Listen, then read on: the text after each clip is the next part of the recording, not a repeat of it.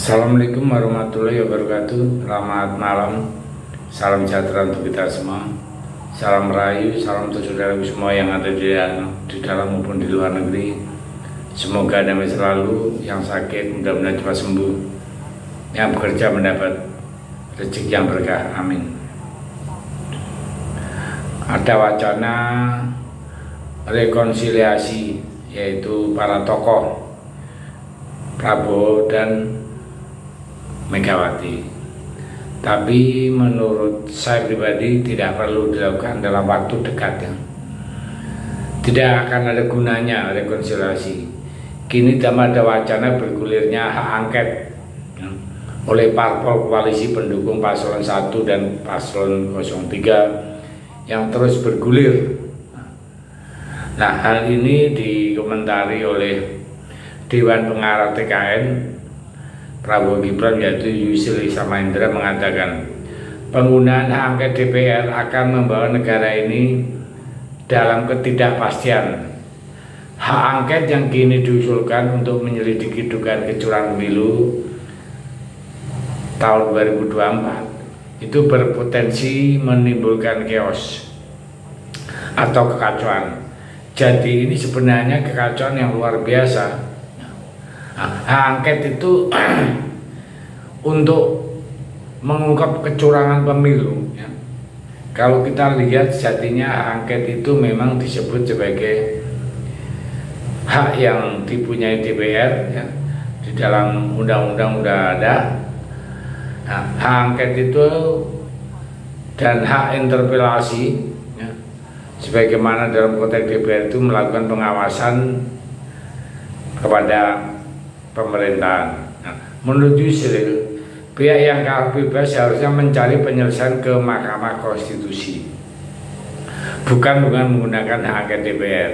Dia menyebut hak angket DPR tidak dapat digunakan untuk menyelidiki dugaan kecurangan pemilu tahun 2004 oleh pihak yang kalah. Nah, berdasarkan pasal 24C Undang-Undang Dasar 45, salah satu wewenang MK yakni mengadili perselisihan hasil pemilu, dalam hal ini Pilpres pada tingkat pertama dan terakhir. Putusan MK bersifat final dan mengikat. Jadi para perumus amandemen Undang-Undang RI tahun 45 telah memikirkan bagaimana cara yang paling singkat dan efektif untuk menyelesaikan perselisihan hasil pemilu, yakni melalui MK. Nah, hal ini dimaksudkan agar perselisihan itu segera berakhir dan diselesaikan melalui badan peradilan sehingga tidak menimbulkan kekosongan kekuasaan jika pelantikan presiden baru tertunda karena perselisihan yang harus berlanjut. Nah, putusan MK, maka pengadilan sengketa Pilpres pun akan menciptakan kepastian hukum. Kalau bisa diatur bahwa Mahkamah Konstitusi adalah satu lembaga yang diciptakan, yang diberi kewenangan untuk mengadili dan memutuskan perselisihan pemilihan umum. Jadi hasil pemilihan umum itu kalau dibilang curang ya kalau dibilang curang dibawa ke MK yang berwenang untuk memutuskan.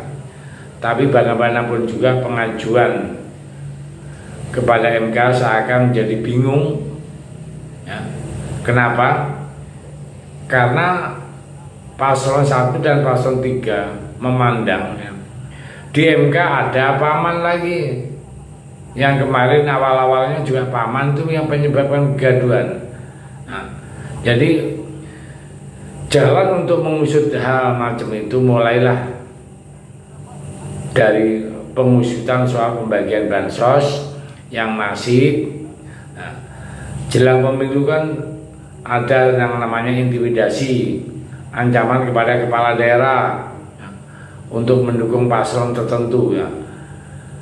Mengusut soal ketua KPU yang meloloskan pencapresan Gibran, pengusutan banyak kesalahan ya, sirekap dan banyak lagi jika memang data dan faktanya baik sih, maka hak angket digulirkan ya.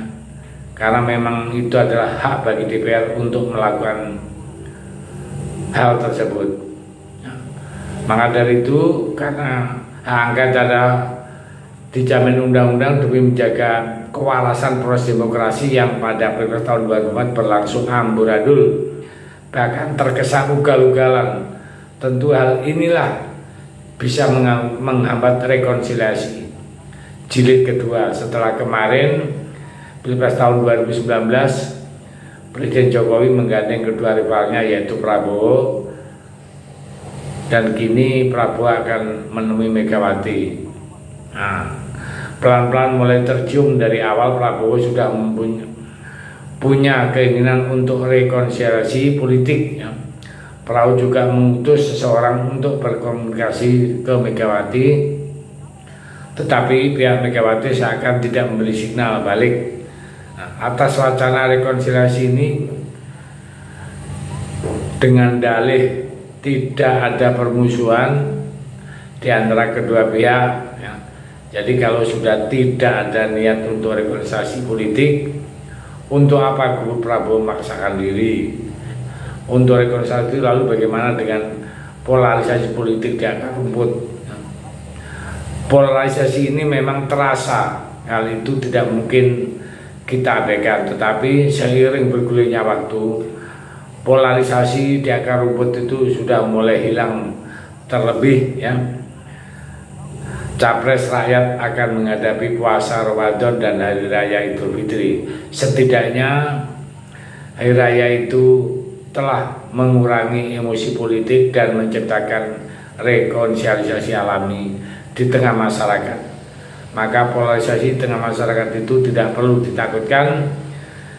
Yang ada sekarang adalah manuver politik para elit justru yang perlu dilawan, atau provokasi para elit politik yang sering digaungkan di media massa. Maka dari itu elit politik kan sering menggunakan akar rumput.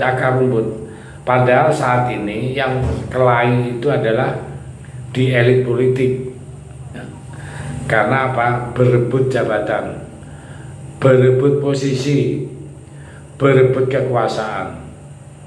Tapi sering yang sebagai kambing hitamnya adalah akar rumput, rakyat menuntut. Nah, maka dari itu angket, kalau memang DPR menjalankan, jalankan saja, nggak usah terlalu banyak berpikiran, di bawah itu biasa saja ya. Saya pikir itu mudah-mudahan bermanfaat. Terima kasih. Merdeka.